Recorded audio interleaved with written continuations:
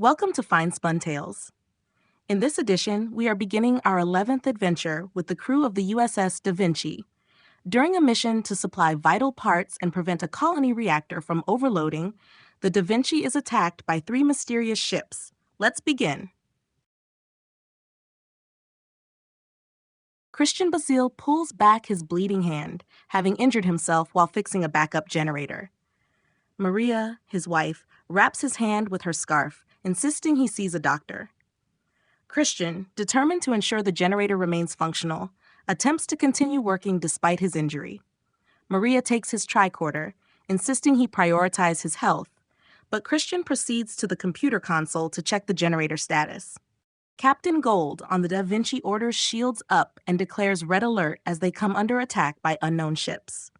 His crew struggles to identify the attackers, speculating they might be the Munku.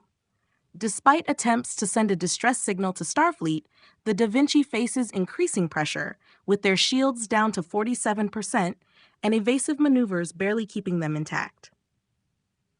First Officer Sonia Gomez rushes to the bridge amidst the chaos, questioning why the Munku would attack a Starfleet Corps of Engineers ship. The Da Vinci, stocked with mining equipment for a mission to Beta Argola colony, seems to be a surprising target. With the ship's systems under strain, Gomez and the crew desperately try to understand the Munku's motives and defend themselves. Meanwhile, Christian and Maria receive a garbled subspace message from the Da Vinci mentioning an attack. Concerned about their own safety and the state of the mining colony, they attempt to contact Starfleet and other authorities. Despite the fear and uncertainty, Maria reassures Christian as they try to assess the situation and prepare for any potential threat. As the Da Vinci continues its battle, Captain Gold orders continuous return fire while attempting to break through the Munku's jamming signals to warn the mining colony. The crew, under constant bombardment, works to maintain the ship's defenses and gather intelligence on their attackers, hoping their distress call reaches Starfleet. Back at the mining colony, Christian and Maria brace for the worst, aware of their vulnerable position. With limited defenses and resources, they face the grim possibility of an attack, hoping their distress signals to Starfleet are heard in time to prevent disaster. Christian, despite his fatigue and injury, prepares to defend their home and ensure the safety of their fellow colonists. Gold stands over Ina's console, anxious for any messages from Starfleet.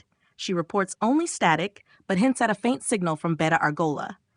Gold emphasizes the urgency of contacting them due to an imminent attack on a nearby colony.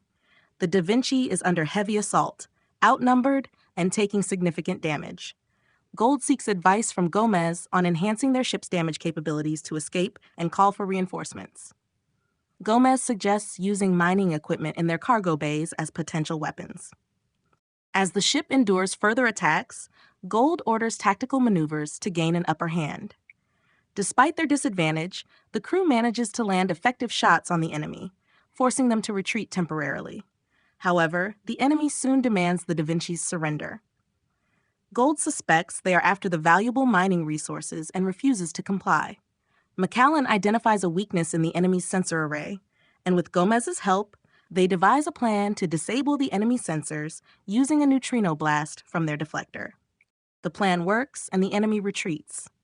With limited warp drive capabilities, Gold orders the crew to hide in a nearby nebula to buy time for repairs. In engineering, Gomez and Barnack assess the damage and relay grim news to Gold. Critical components are fused, and replacements are unavailable. They focus on repairing impulse power while bracing for the enemy's return. Meanwhile, on the colony, Christian Basile struggles with failing equipment. His wife, Maria, provides emotional support, and together they manage to repair their subspace array. However, they face a new crisis. Containment on antimatter blasting charges is failing, threatening the colony's survival. Christian quickly devises a plan, calling all miners back to the dome and hoping the Da Vinci can arrive in time to save them. As time ticks away, Christian and Maria work tirelessly to keep the colony stable, praying for the Da Vinci's timely intervention. The situation grows increasingly dire, with the fate of the colony hanging by a thread. The scene ends with Christian's plea for everyone to prepare for the worst while holding on to hope for a miracle. Captain Gold urgently calls for ideas to address their situation. Gomez introduces Solomon, who suggests using theta radiation to disrupt the enemy Munku's computer core, while Fabian Stevens proposes infiltrating their computers via a subspace carrier wave. P8 Blue and Stevens discuss the potential, although the plan is filled with uncertainties. Gomez and Lieutenant Commander Duffy present an alternative plan involving the modification of lithium phaser drills to compensate for their damaged ship's phasers. The team, including Patty, brainstorms and decides to review their cargo for any other potentially useful items. The meeting ends with Captain Gold urging quick action as the Munku threat looms. Inamar, from the bridge, reports a weak message from the Beta Argola mining colony.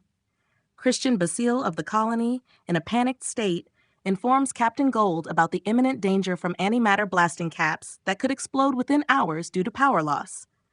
Despite unstable communications, the urgency of the situation is clear, and Gold promises to arrive as soon as possible. With the Munku jamming their signals, Captain Gold orders full power to shields and rushes to the bridge. He stresses the importance of resolving the crisis within 2 hours, aware that failure would endanger not only his crew and the colonists, but also the Horda, underscoring the high stakes of their mission. Gomez drops a wrench and hurts her hand in frustration over their struggle with the phaser drills. Duffy checks on her, and despite her minor injury, she insists on continuing their work. Their mission is urgent because they need to save colonists, and they're being pursued by enemy ships. Duffy understands her frustration and reassures her as they resume their efforts to modify the drills under continuous enemy fire. An explosion rocks the ship, indicating another relay overload. Despite the danger, they push forward with their modifications. Gomez comes up with a new idea to increase the drill's firing arc, and with Duffy's help, they start implementing it. They rig a connection from the drill to a tricorder, allowing them to control it remotely. The urgency is high, but they manage to get the first modified drill in place and functioning. On the bridge, Captain Gold and his crew are under immense pressure. The battle is intense, but the new phaser drill offers a glimmer of hope. When McAllen tests it, the modified drill delivers a powerful blow to the enemy ship, weakening its shields. Gold sees potential in this new weapon and orders more drills to be deployed quickly, hoping they can turn the tide of the battle. Meanwhile, on a nearby colony, Christian leads a group of miners to safety, fearing the worst as their subspace array is down.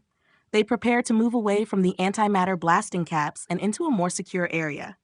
Christian and his wife Maria share a private moment, reminiscing about past anniversaries and their future plans, despite the imminent danger. As the Da Vinci's crew continues their modifications, they face continuous enemy fire and technical challenges. Gomez and Duffy work tirelessly, installing more drills on both sides of the ship. Despite the rough conditions and Gomez's possible concussion, they push through, determined to finish their task and protect their ship and the colony. Finally, Captain Gold receives an update from Gomez that more drills are online. With renewed hope, he coordinates with his crew to use the modified phaser drills against the enemy ships.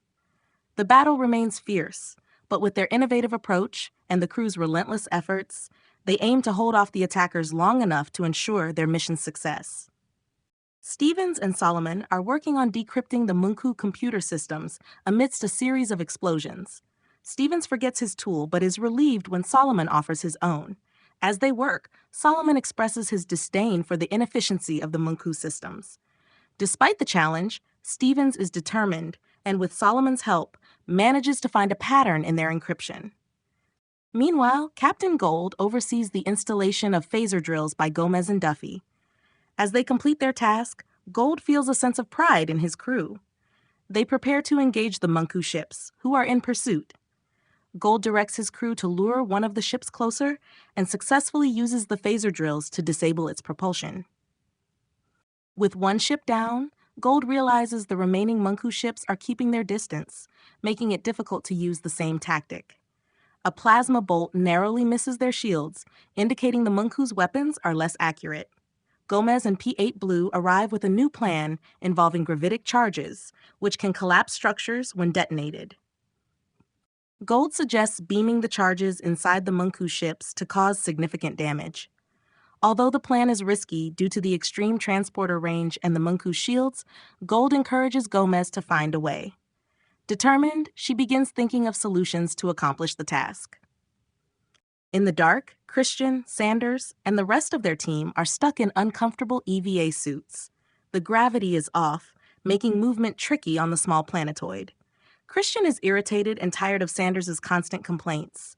His wife, Maria, tries to stay positive, but the situation is dire. The emergency lights are dim, and Sanders' voice continues to grate on Christian's nerves. He reflects on their lack of children and regrets, wondering about their fate. P-8 Blue proposes to Commander Gomez a plan to boost their phaser drills using dilithium crystals. This could increase their output significantly, but would only provide 2 powerful shots, rendering other drills inoperative. Gomez sees potential in the idea and instructs Patty to prepare for implementation. Meanwhile, Gomez collaborates with Solomon and Stevens in the lab to find a way to take down the enemy shields, exploring the possibility of using their communication system to beam something in. On the bridge, Captain Gold anxiously waits as Gomez and her team work on their plan. The Munku ships have them outnumbered, and time is running out to save the mining colony. Gomez informs the captain that everything is ready, and they proceed with their strategy. Corsi leads a team to capture the Munku captain, securing their ship and forcing them to power down. With one enemy ship neutralized, Gold orders a feigned limp maneuver to distract the remaining Munku vessel. As the Da Vinci engages in a deceptive strategy, they prepare to deliver a decisive blow. A powerful phaser shot weakens the enemy's shields, and a second shot breaches them, allowing for a transport beam to execute the next phase of their plan.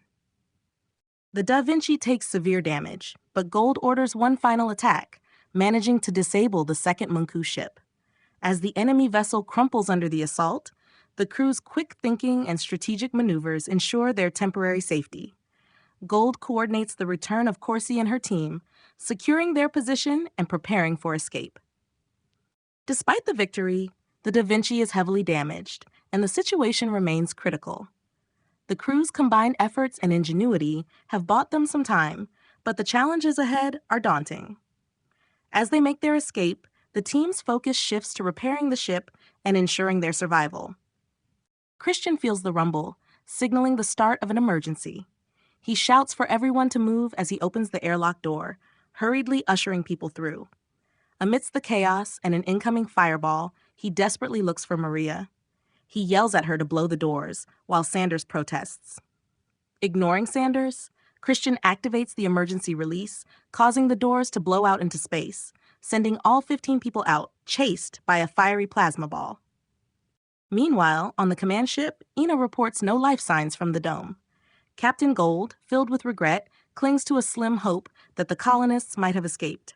He orders a scan outside the dome and discovers 15 Federation-based power signatures. Gold, relieved, instructs Ina to lock onto the transporter and beam them to sickbay, where Dr. Lenz awaits. As the crew celebrates their successful rescue, Captain Gold smiles, grateful for the engineers' work. The tense atmosphere on the bridge lifts, replaced with cheers and a sense of relief. The saved colonists are transported to safety, marking the end of a tense and dangerous episode. Dr. Elizabeth Lenz and the emergency medical hologram, Emmett, are preparing sickbay for 15 miners who have been in spacesuits for an indeterminate amount of time. They may need treatment for radiation or oxygen deprivation. As the miners materialize in sickbay, Dr. Lenz instructs Emmett to handle the patients while she sets up for cellular scans to check for cosmic radiation concerns. Captain Gold arrives in sickbay amidst a heated argument. One of the miners, Sanders, is upset because some of their equipment was cannibalized to save lives. Commander Gomez tries to explain the necessity, but Sanders is furious about the financial loss. Gold intervenes, demanding respect and an apology from Sanders, who begrudgingly complies. The other miners applaud Gold's handling of the situation. Gold and Gomez discuss the miners' health and the recent events involving the Munku. The Munku had planned to ransom the colony and its valuable resources back to the Federation. Although their mining equipment was not part of the original plan, the Monku saw an opportunity to disable the crew. Fortunately, no lives were lost, and initial examinations show the miners are in good health.